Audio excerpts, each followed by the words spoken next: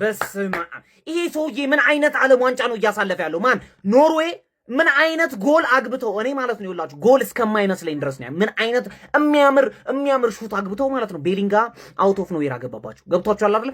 አንተ ማግባት አይጠበቅብም፣ ያንተ ግዴታ አይደለም። ኢንግላንድን ኬሪ ማድረግ የለብህም እኮ ግዴታ እኮ አይደለም። ሃሪኬን አለ ከፊት አይደለም እንዴ? 5 የወርልድ ካፕ ጎል አሮን ኬር ብሎ 5 የወርልድ ካፕ ጎል አግብቷል። ማን ይሄ ሰውዬ ብቻውን ነው ኢንግላንድን እዚህ ቶርናመንት ላይ ኬሪ እያደረገ ያለው። ገብቷችኋል? ወደዳችሁም ጠላችሁም ቤሊንጋምን 10 ቁጥር ላይ ካጫወትከው ጎል ያገባል አውት ኦፍ ኖዌር። እንዴት እንደሚያደርገው እኔም አላቅም፣ እሱም የሚያውቅ አይመስለኝም። ጨዋታው ሲሆን ነው በቃ የሚታወቀው። ገብቷላ? ጎል ያገባል፣ ታክል ያደርጋል፣ ቴስቴ ይገጫል፣ ቻንስ ክሬት ያደርጋል። ለሃሪኬን አሲስት አድርጎለት ነበር ኦፍሳይድ ተብሎ ነው። ምን አይነት ፊኒሽንግ ነበር ሃሪኬን። ገብቷችኋል አይደለም? ሶርሎዝ ገደላቸው። ሶርሎዝ የሚባል ሰውዬ ኖርዌይ በእናት የኖርዌይ አሰልጣኝ አስወጣው፣ ቦብን አስገባው። የሚያምር ጨዋታ አንኛው ሰከንድ አፍ ላይ ገብቷል አይደለም? ቤሊንጋም ግን በጣም አፕሪሺየት ማድረግ አለብን። በስመ ፈላው ኦዲጋርድ ብቸኛ ምርጥ ተጫዋች ሆኖልሽ ስቲል ግን ወደቅሽ ማለት ነው። ቤሊንግሃም በሊጎ አንተ ግን እናቴን ሁለተኛ ቤሊንግሃምን አንደሬት አላደረገውም። አንደሬትድ የሆነ ተጫዋች ማለት ነው። እምባፔ ፈረንሳይ ውስጥ የሚያደርገውን ቤሊንግሃም እንግሊዝ ውስጥ የሚያደርገውን ማድረግ እንዲያስችል የሆነ ነገር ኦሊሴን አምጥተህ ገላግለን ፔሬዝ በእናት ምን አይነት ክላስ የሆንክ ተጫዋች ነህ። ኦዲጋርድ አሳዝነኝ፣ ግን በጣም ብታሳዝነኝም ያን ያህል ታሳዝነኝ አችልም። ምክንያቱም ኢትስ ኦኬ ቅር አይልም። እንደማታለቅስ እርግጠኛ ነኝ። ስታለቅስ አናይህም እና ሃላንድ ተቀይራ ወጣለች። ምንም ማድረግ አይቻልም ነው የምልህ። ተረዳኝ። አርጀንቲናም ስዊዘርላንድም ብትሆኚ ለውጥ የለውም፣ ትለጠፊያለሽ። ምንም ማድረግ አይቻልም። ገባ? ምክንያቱም ኢትስ ካሚንግ ሆም ነው የምልሽ። የአርሰናል ተጫዋቾች ያመጡታል እና ቤሊንግሃም ገባ? ቤሊንግሃም አሁን እንግሊዞች በጥቁር ተጫዋች ምክንያት ዓለም ዋንጫ ሲበሉ ምን እንደሚያደርጋቸው ማየት ራሱ እንዴት እንዳጓጓኝ። አንደኛ ጥቁር ተጫዋች፣ ሁለተኛ ቶማስ ቱሄል ምን አይነት ፐርፎርማንስ ነው አባቴ። ይሄን 10 ደቂቃ እናጥቃ፣ ይሄን 10 ደቂቃ እንከላከል ምናምን እያለ በቃላ ሪስ ጄምስ መጀመሪያ ሚድፊልድ አስገባው፣ ከዛ ወደ ራይት ባክ ሙቭ አድርገው፣ ኤዜን መጀመሪያ 10 ቁጥር አስገባው፣ ከዛ ወደ ሌፍት ዊንግ ሙቭ አድርገው። በቃ ብሪሊየንት ጌም ማኔጅመንት በየደቂቃው በየፌዙ ጂኒየስ የሆንክ ማናጀር አንተ እያለህ ይሄ ስኳድ ፈረንሳይን ማቆም አያቅተውም። እመነኝ ነው የምልህ። እኔ መጀመሪያም እንግሊዝ ብያለሁ በምክንያት እና የመጨረሻ አሳዛኝ ተሸናፊ ማለት ኖርዌይ ነው። ማን ሙሉ የዓለም ዋንጫ ቶርናመንቱን ሲያስደንቁን የነበሩት ገብቷቸዋል አይደለም? ካላቸው ተጫዋቾች በላይ ካላቸው ካፓሲቲ በላይ ሲጫወቱ የነበሩት እነሱ ናቸው። እናቴ ትሙት ማለት ኢንግላንዶች ዛሬ 2-1 ስላሸነፉ አይደለም፣ ምንም አልተገናኙም። ኖርዌይ ሙሉ ለሙሉ በልጧቸው ነበር። እንደሚያገቡ ያስተውቃሉ ኢንግላንዶች። እኔ ይሄንን ነው እየነገርኳቸው የነበረው። ኢንግላንድ አይችሉም ግን ያገባሉ። እንዴት እንደሆነ አላውቅም። ጨዋታ ያልፋሉ። አይችሉም ሲጫወቱ ምናምን ነገር። ሁሉም ቲም ይቀጠቅጣቸዋል። ከሁሉም ቲም በታች ነው የሚጫወቱት ምናምን፣ ከምትጠብቁት በታች ነው የሚጫወቱት። ቻንስ እንደፈለግከው ክሬት አያደርጉ ምናምን፣ ግን ስቲል ያልፋሉ። ማን ኢንግላንድ ከ2018 በኋላ ለመጀመሪያ ጊዜ ነው ሰሚፋይናል የገባቸው። ገብቷላ? በጣም ያበደ ሰሚፋይናል ሲገቡ ክሮሺያ ነበር የጣላቸው። አሁን ግን አይመስለኝም። ማን ምክንያቱም ቤሊንጋም አለ። ቤሊንጋም ልክ አይደለም። 2 ጎል ዛሬ ገብቷላ? ኤክስትራ ታይም ላይ 2 ጎል ኤክስትራ ታይም ላይ ደገመላቸው። መጀመሪያ ላይ የሚያምር ጎል፣ የመጀመሪያው ጎል አከራካሪ ነው ማለት ነው። ሃላንድ እንደምታዩት ካሜራውን ገጭቶታል። ኳሱ የጎል ኪክ ሲጣለስ መሀል ሜዳ ላይ ያለውን ካሜራ ገጭቶታል ኳሱና ቫር መታየት ነበረበት ምናምን የሚል ነገር ሃላንድ አንስቶ ነበር ማለት ነው። ቫር ቼክ አልተደረገላቸውም። በረኛውም ሃላንድም ጠይቀው ነበር ማለት ግን ኢንግላንድ በዚህም በዛም አለ ከማለፍ አይቆሙም። አይችሉም። ኢንግላንዶች ያልፋሉ፣ ይችላሉ፣ ያልፋሉ። ምንም ነገር በቃ እንዴት እንደሆነ አላቅም። ፋራዳም በፋራም ብላ ግን እንግዲህ ዘንድሮ የዓለም ዋንጫውን ወዬ ልትለው ትችላለች። ወዬ ብላ ነው የምታስተናግደው። ቤሊንግሃም ምን አይነት የቁርጥ ቀደጅ ነህ! የአደጋ ጊዜ ተጠሪ፣ የእንግሊዝ የአደጋ ጊዜ ተጠሪ ማለት አንተ ነህ። ማንዬ ቡድኑ እንዲህ በተቸገረበት በተጨነቀበት ሰዓት ላይ አውት ኦፍ ኖዌር እየመጣ የሚፈጥራቸው ነገሮች የሚያስቆጥራቸው ጎሎች ማንዬ፣ አረ ይሄ ልጅ ጭብጨባ ያንሷል። እኔ ማለት ነው ማድሪድን መፍራት ያለብን ገና በቀጣዩ ዓመት ነው። ኤምባፔን እያያችሁት ነው፣ ይሄንን እያያችሁት ሌላ ከለር ይዞ ሊመጣ ይችላል። ለማንኛውም ግን ይሄ የእንግሊዝ ብሔራዊ ቡድን ዘንድሮ ሳያስፎግር ዋንጫ ጠቀል ያደርግ ነው መሰለኝ። እኔ እየተመቸኝ አይደለም። ዋንጫው አካባቢ በጣም እየተጠጋጋ ነው። ዛሬ ሌሊት አርጀንቲና ጨዋታ አላት። እንግዲህ ማንንም ይምር አይመስልኝም ግልጹን ለመናገር። ምን ትላላችሁ? ያሰባችሁን አካፍሪ። ቤሊንግሃም ግን ይለያል። ማንዬ እንግሊዝ 4 ውስጥ ገብታለች። ጀማው ለዋንጫ ጠብቋት። ኖርዌይ በጣም ጎበዝ ናቸው። እውነት ጀግና ናቸው። አሰልጣኙ በጣም ጎበዝ ነው። ባላቸው አቅም ማልቀስም የለባቸው ብዬ አስባለሁ። በዚህ ልክ መፈተን ነበርብን ካለን ስኳድ አንጻር። እድሜልን ጁድ ስቶንስ ራሱ ፋሚሊ እንዴ ማጉዌር እንኳን አልተመረጠም። ስቶንስ የኔ አባት እንደው አፉ በላይ ለምን ተመረጠ ስል ነበር።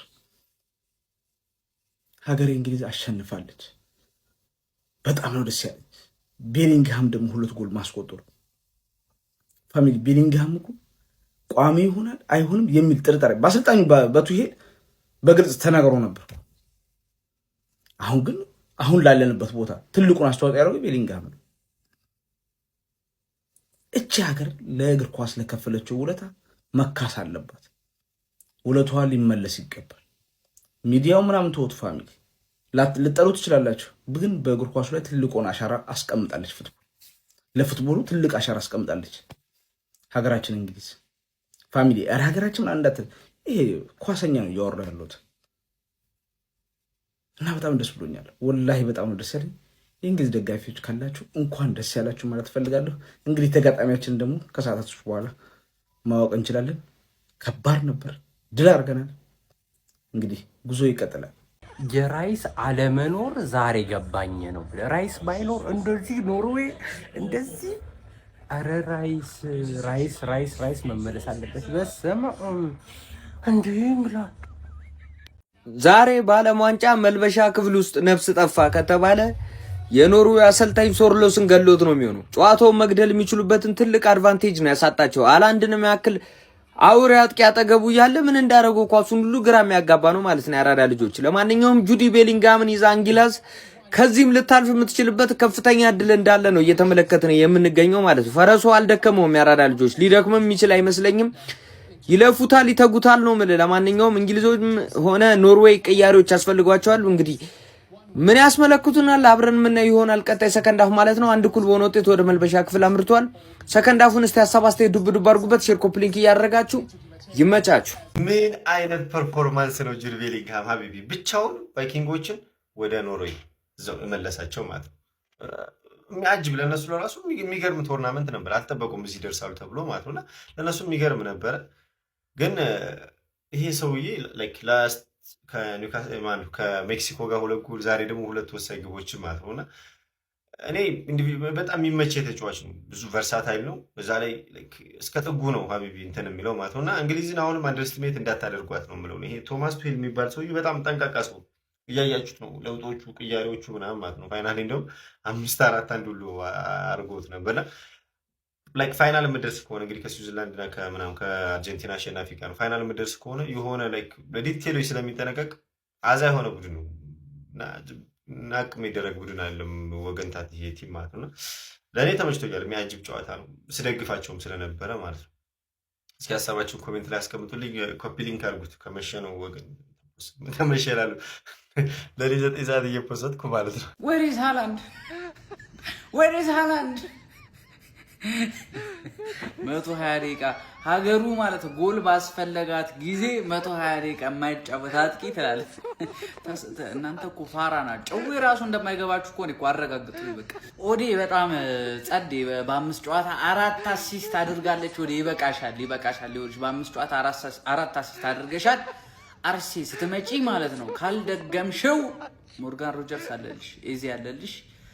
እንግዲህ የራስሽ ጉዳይ ወስኝበት። ሌላው ማለት ነው ጁድ ቤሊንጋም ጌታዬ ወይ እንግሊዝን ማለት ነው ተሸክሞ ግማሽ ፍጻሜ አድርሷታል። እንግሊዝ በፈለገችው ሰዓት ሾዋፕ እያደረገ ነው። በቃ ነው ለማድረግ ሲሆን ለማንኛውም ማለት ነው ግማሽ ፍጻሜ እንግሊዝ ደርሳለች። አሁን ከ1 ሰዓት በኋላ ደግሞ የንጉሱ ሀገር አርጀንቲና ቫሞስ አርጀንቲና። እንግዲህ እኛ አንተኛም እኔ ሮቦት ሆንኩኝ እኮ።